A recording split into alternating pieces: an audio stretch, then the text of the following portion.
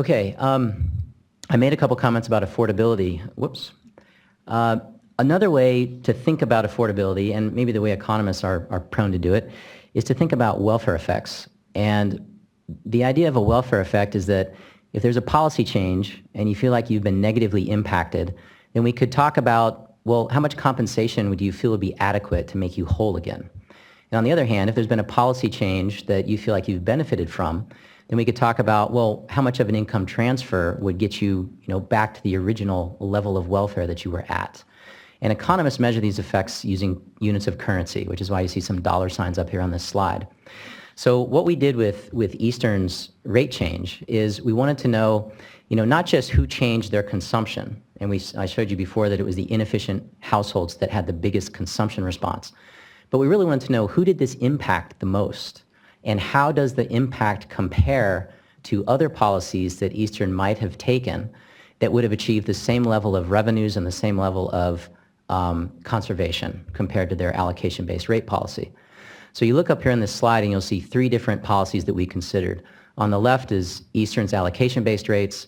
In the middle is a hypothetical approach where you keep a uniform price and you increase it as much as you need to in order to get the conservation level to where you want it, and then you adjust the fixed portion of the rate structure to balance revenues.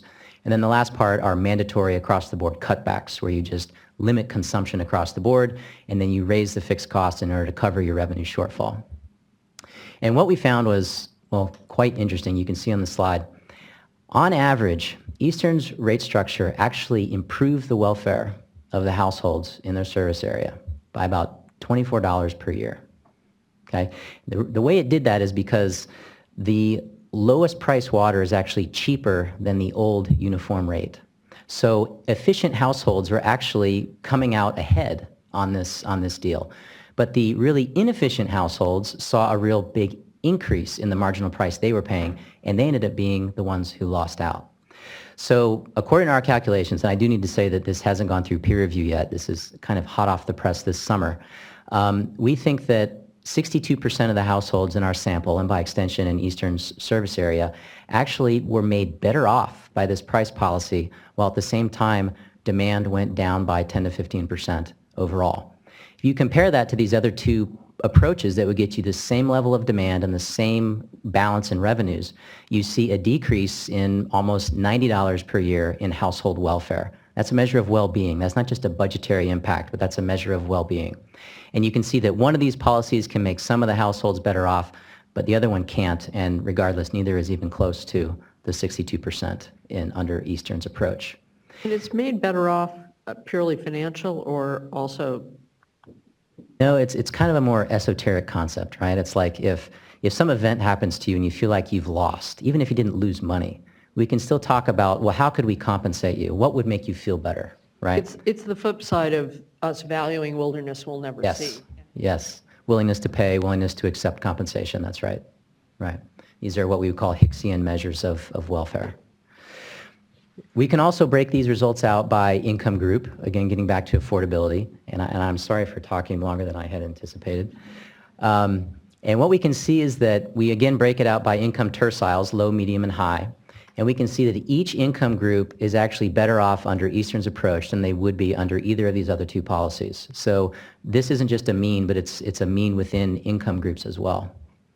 And the other thing that we can see, which is consistent with the previous slide, is that these rates don't just affect the consumption of the inefficient users the most, but it's the inefficient users who suffer the biggest welfare loss as well. So as you become more efficient, as a household becomes more efficient, the impact of this rate structure change on their welfare tends to grow and become more positive or less negative.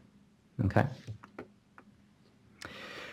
Now, I also understand that the board's interested in the data requirements for doing something like this, and so I put this slide together.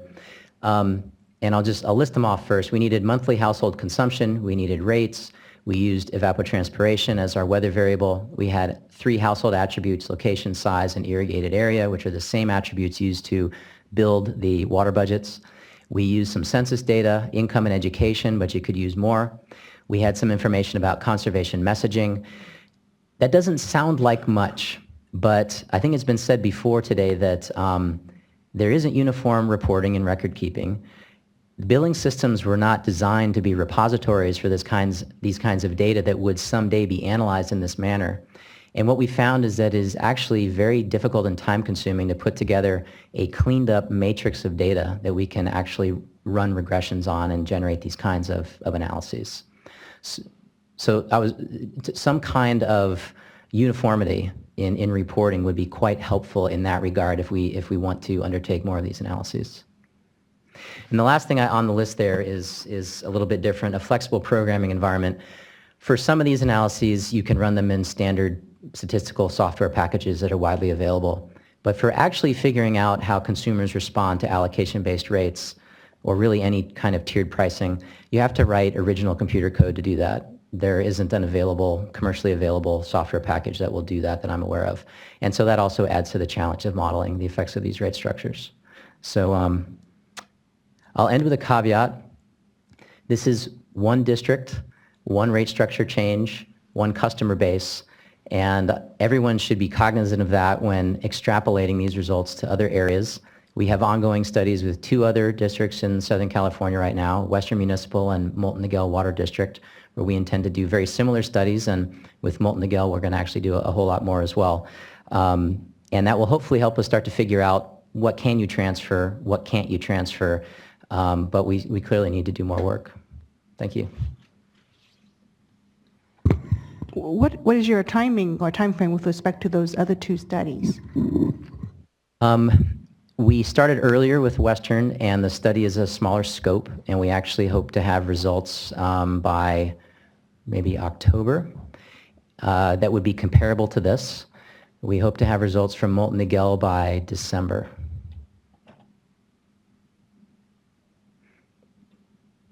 I have a quick question.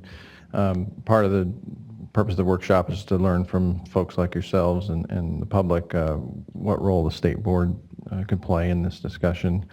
And this slide talks about data, and in the last year I think we've had a beneficial role in standardization of some data reporting on water use around the state. We want to continue momentum behind that. Do you think there's a role for us moving forward in terms of data reporting that could help with standardization of data, as you mentioned just now?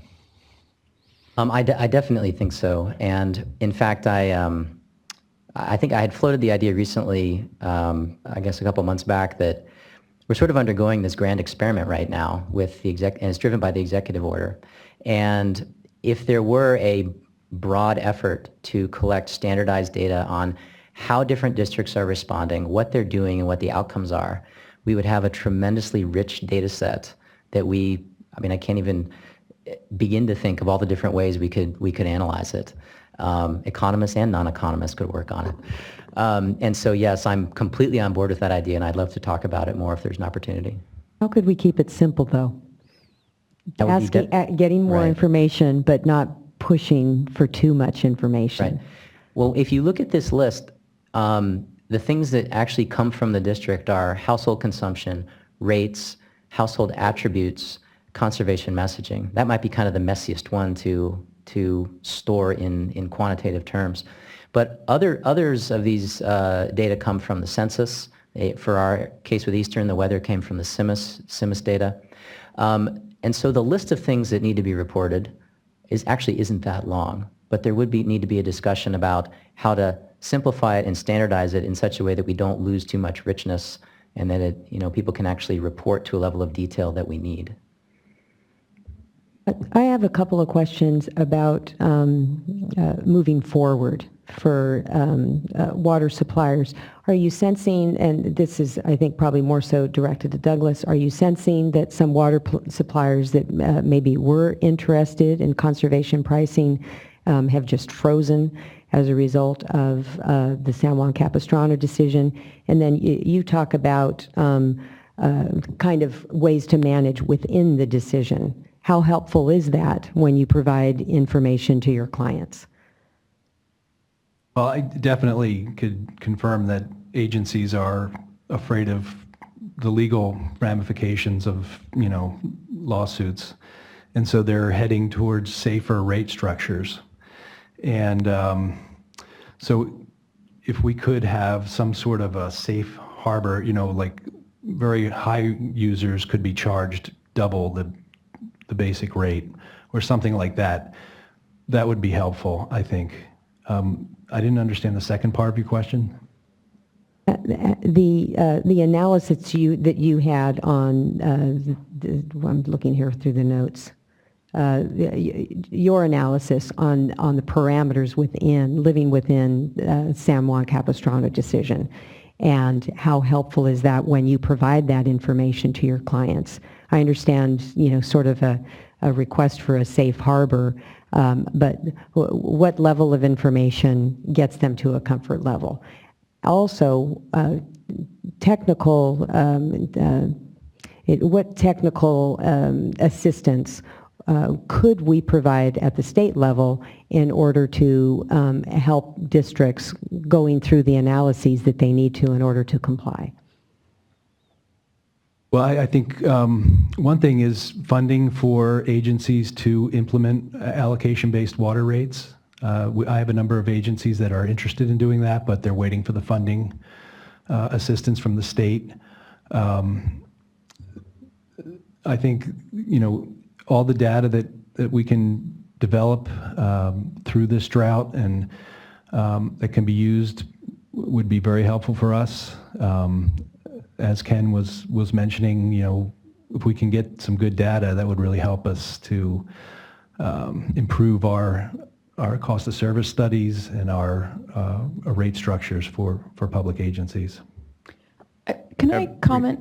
Sure, but we have Darren right here, just so, in terms of the funding opportunities that the state has to help with allocation-based rate structure or other conservation pricing. You don't have to say it now, but I'd like you to comment on that at some point. Sorry to interrupt the other panelists. I just wanted to comment on the data question that was asked and other data that would be very helpful. I think we can look, as Alan mentioned, there was the Black and Veatch study that had some really great data. We need that information. We need to not only know what rate structures, but what are the fixed charges that are being paid? What's the bill that customers are paying? In addition, and I think then coupling that with some of the information that is now being required, looking at per capita water use, it'll start to tell a story. It's not the whole story, but we can start to look at the relationship between bills and per capita use. In addition, it would be wonderful to have information on efficiency expenditures. How much money is going towards efficiency and what % of total expenditures does that represent? We don't have that information on the water side. We do have it on the electricity side. And I think, again, it's part of telling the story. It's essential information. We need it to better manage water resource. And so, to the degree to which the state board can be collecting that, also collecting information on sewer rates as well, I think that'll help us manage water much better in California. Yeah, and it could be the state board or DWR, or us working in tandem, which is the way we should be working. Can I offer just a quick follow-up too? I think regarding interest among agencies in these rate structures, I think if you looked to the Santa Ana Watershed Project Authority and their member agencies and the efforts that SWRCB is undertaking to promote these rate structures in their service area, you might find a different story than you're seeing elsewhere in the state, which is so far there appears to be a significant amount of interest in that region in moving towards these rate structures. And they made an effort to get the word out through workshops, explain how these rate structures work, explain what the hurdles are, provide financial assistance, provide technical assistance, provide assessment of commercially available tools. And we actually conducted a survey, and I think there are roughly a dozen or so of their member agencies who have signed up and have said, yes, we want more information, we want to move in this direction. So I think you might find different stories depending on where you look around the state. I mean, I don't want to say it's a cultural norm, but I mean, I do think, as in many areas, and it's just where society is moving, we do need to do these things requires that you have some transparency and you're in communication with your customers and you're having a community conversation about what's reasonable, as I said, it's that local, and that's can feel inconvenient, scary, or different than the norm, and I just know this from having led certain agencies through those kinds of transitions in other areas, it is a really big deal change. So it's not surprising that folks wouldn't necessarily jump to it, but it's exciting that folks are jumping to it because that community engagement with the customers, while complex, can yield all kinds of other benefits in, for example, having easier rate hearings than those communities that tend to prefer to keep that information close and cross their fingers when they walk into a rate-setting situation. But the fact is, we're in a different world where the demands for transparency and engagement are much greater, but it's hard to do. So to board members, more questions. So certainly for disadvantaged communities where we're providing technical assistance, we've included ability to help with rate structures associated with providing a technical assistance. I'm not so sure how to use our funding for the larger entities that are facing that, but it does lead into a question that I was going to pose to the panel here. Certainly in my capacity here at the board and looking at the needs survey we do that shows $39 billion needed in infrastructure investment, and then at the same time you get this sense of everybody's like worried about raising their fees just a little bit more, or maybe even to the comment of they want state help in order to adjust their fees. There seems to be a disconnect possibly between what we're really able to charge our public or convince our public that is a worthy charging rate versus then what's kind of the level that we're at now. Does that make sense? Because I face this a ton, and so when I'm approaching a lot of the communities we approach and they're really upset about their fees, and I ask them what their cable bill is, and if they're not paying as much for water as they are for cable, I tend to have a little bit less concern over how seriously they're taking their approach to water.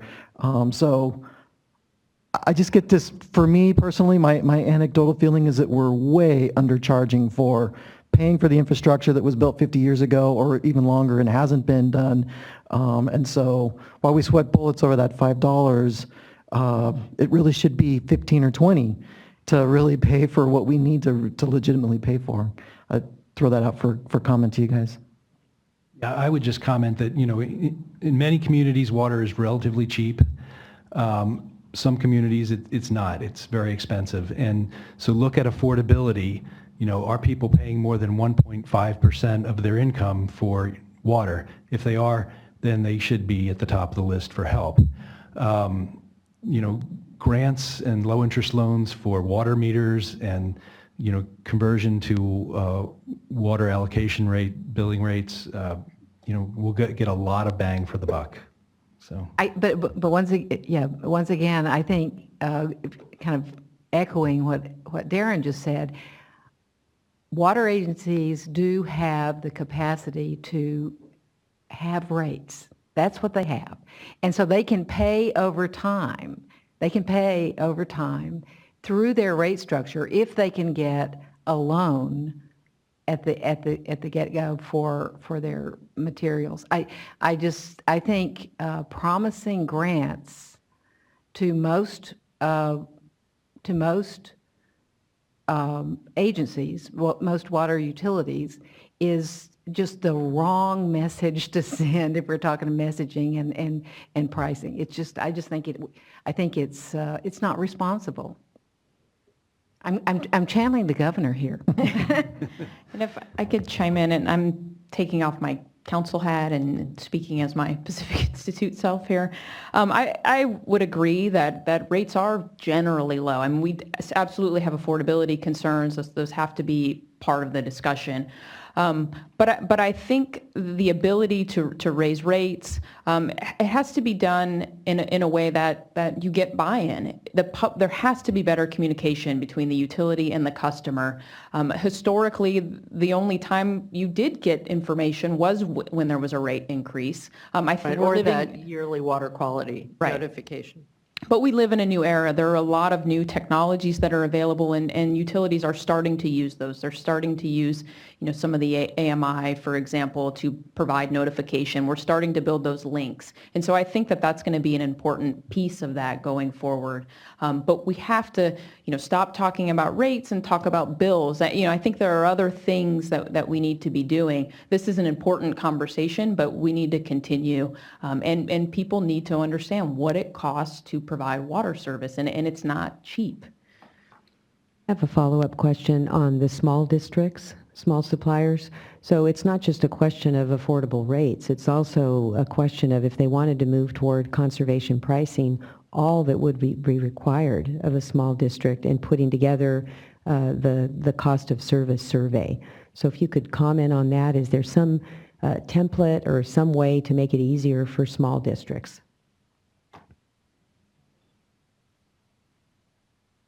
Well, unfortunately, with the legal environment that we're in, it's more complicated than just a simple template.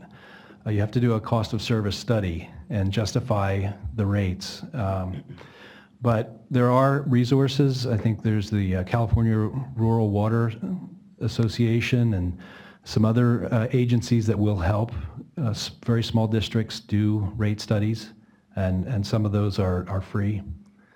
So, but I think the rate study cost could be relatively affordable. It's just a matter of having the political will to get out there and raise rates. And in the small communities, there's a lot of resistance to increasing rates. And I wanted to clarify one thing. I'm not suggesting that we give grants away for all water projects. It's just that in some of the communities I work in, they're very poor, they don't have water meters, and they have the option of low-interest loans, but they're still hesitating at putting in meters because of the cost. So I'm just saying for certain very low-income communities, grants would be a good way to go. Well, and there's the same communities that are struggling with the quality issues that have become more difficult as the standards get more strict. Right.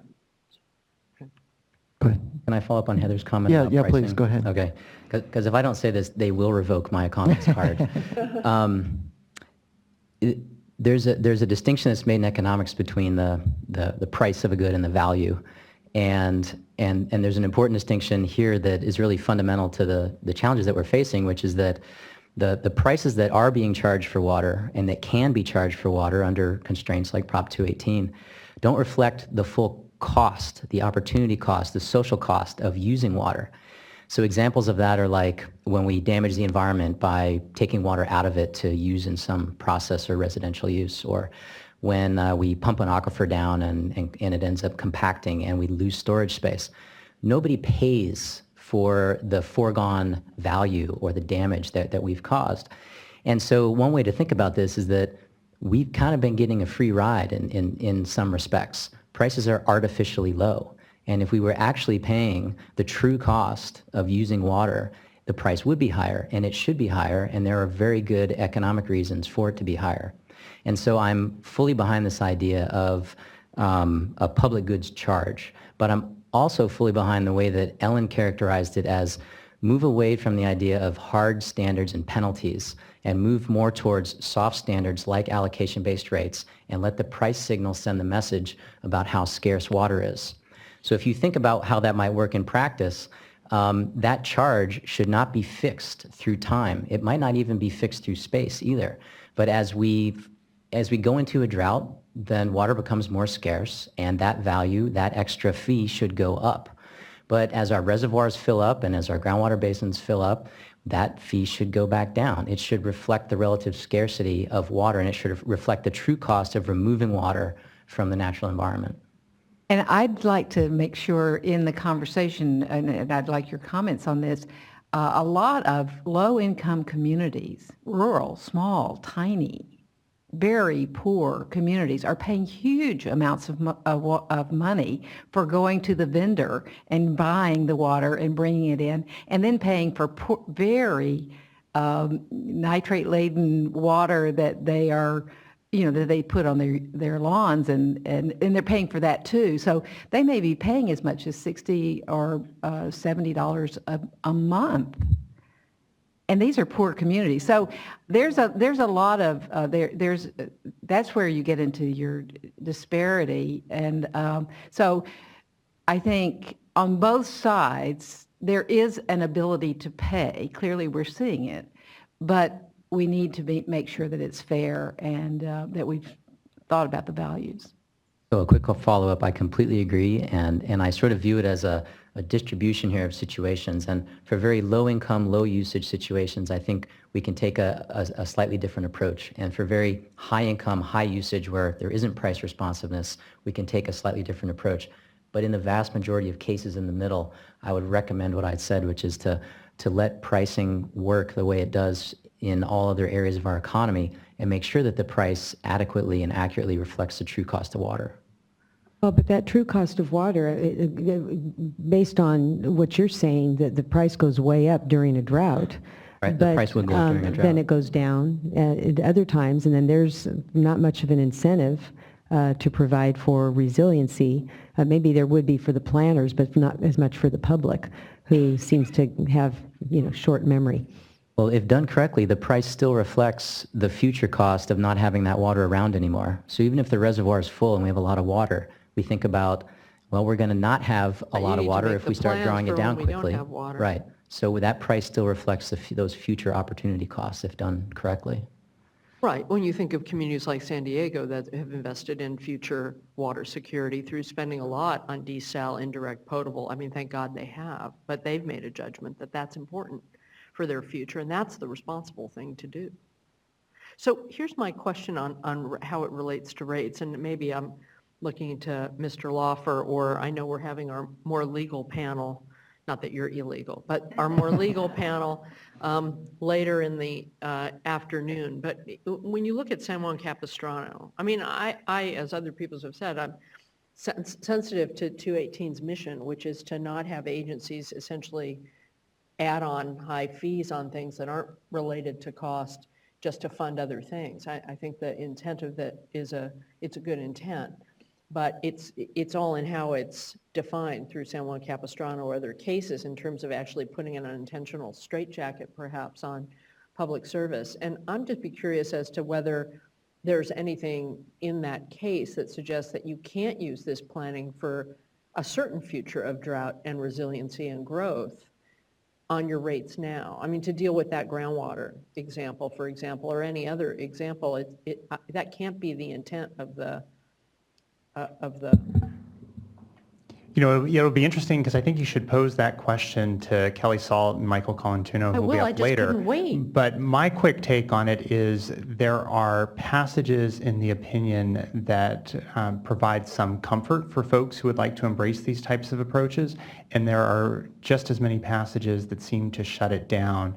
I think a lot of us look at it, and the governor has used the term straitjacket, and part of the concern is because the court didn't have a good record to look at, and because, at least in the court's eyes, San Juan Capistrano did not identify what the real costs of providing water were and the cost of the various sources of their water and what it means to provide water to those individual parcels, it left the court sort of operating in a vacuum and unwilling to give guidance to agencies that, well, and there actually is language in there that makes it look like water budgets and allocations are just per se unlawful. But I think that was more a reflection of the court kind of operating in this vacuum and trying to say that just trying to identify a budget for a parcel and a budget for you as a water provider is not sufficient. You have to go through and attribute the costs. And so I think that's the challenge that San Juan Capistrano creates.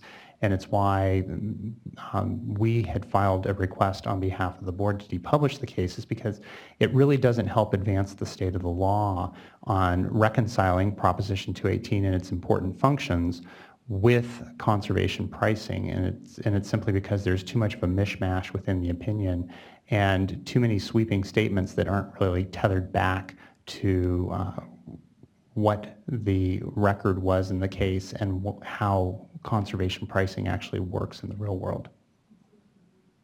Seems to be the foundation is a robust cost of service study.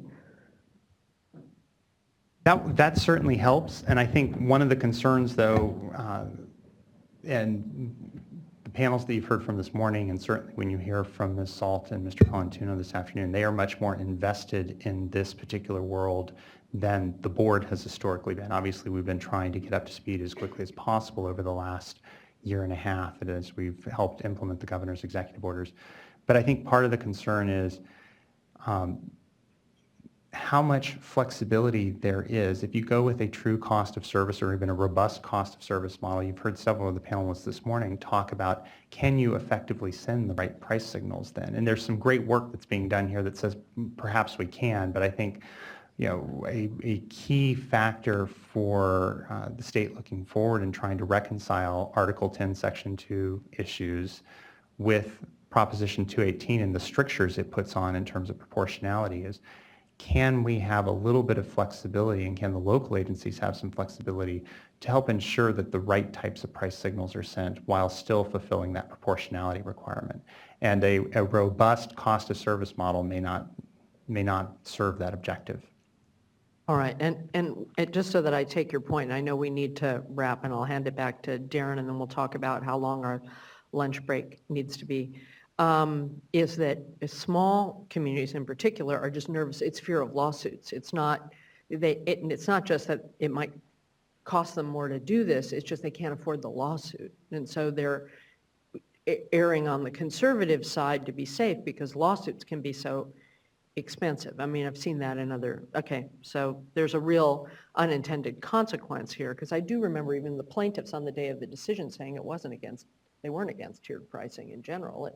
That wasn't the intent, but again, there's intent and impact, so. Okay, that's helpful for me putting it in context, and that helps us think about what we can do to be helpful. Mr. Max was up here to revoke my moderatorship because Well, he can blame but I me. told him mean, that you guys were asking great questions. The bad news was I had 25 more questions. The I'm good sure news there were was good is ones, too. you asked 24 of them for me, so we were in good shape there. But I do want to thank the panel, and I guess as moderator, I will exercise my parting shot as, so I make this pitch a lot when we're talking about water infrastructure planning, that the drought is not like this unforeseen thing. It's truly part of our water cycle.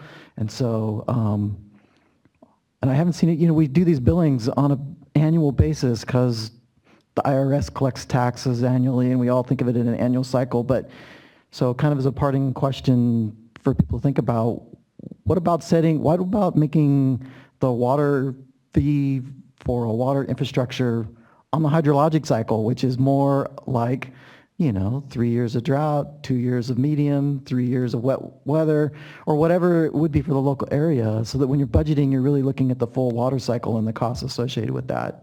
I know that would mean then putting in reserves and, carrying through on the flusher years, but it seems like we always deal with it in an increment that doesn't match with where the costs are necessarily coming from. So with that, Chair Marcus, I leave everybody to ponder that and go to lunch. So I'll let you set when you would like them to It come works back. good with the money metaphor we use a lot for water budgeting. Right. Well, it's now about 12:20. We had scheduled an hour for lunch. I was hoping to get back before 1. I'll look to my colleagues whether a half hour will work or whether it'll bleed over into 45 minutes anyway. It will. So let's say we come back at 1, we'll stay on schedule.